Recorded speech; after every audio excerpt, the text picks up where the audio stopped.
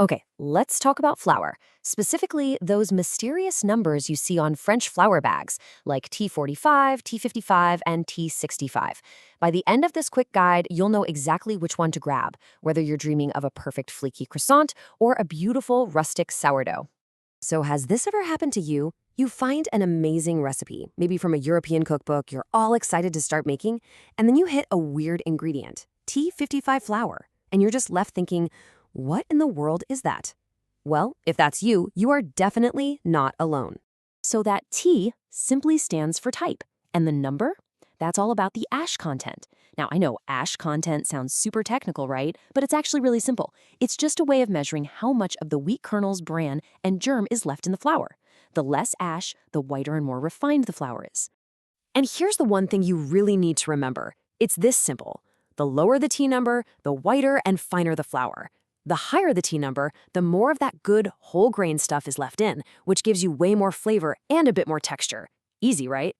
Okay, this chart breaks it all down beautifully. First up, T45. This is the finest one, your secret weapon for super delicate pastries like cakes and croissants. It's basically the same as what we'd call cake flour in the US or even Italian tipo 00.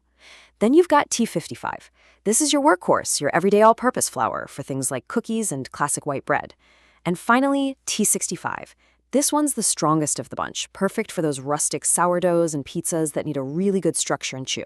And the T number also tells you a ton about the protein content, which is absolutely key for texture. T45 has a low protein content, which is why it's so great for soft, tender cakes. It doesn't build a lot of gluten. On the flip side, T65 is packed with protein.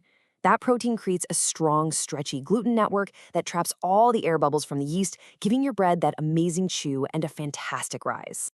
So let's boil it all down into a super simple cheat sheet. If your recipe needs to be light and airy, you're going to want to choose T45. If you're making a classic loaf of white bread or some chocolate chip cookies, T55 is the way to go. And for that hearty, crusty, rustic bread, T65 is going to be your best friend. Oh, and here is a fantastic little kitchen hack for you. Can't find T45 anywhere? No problem. You can make your own.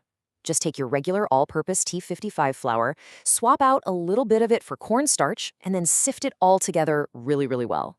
See, cornstarch has no gluten, so it lowers the total protein content of your flour, giving you that tender crumb you're looking for in a cake. Pretty clever, huh? At the end of the day, a truly great bake starts way before you even preheat the oven. Choosing the right flour isn't just a small detail, it's the crucial first step to getting that perfect texture you're after. So now you've officially cracked the code. There's only one question left to ask. What are you going to bake next?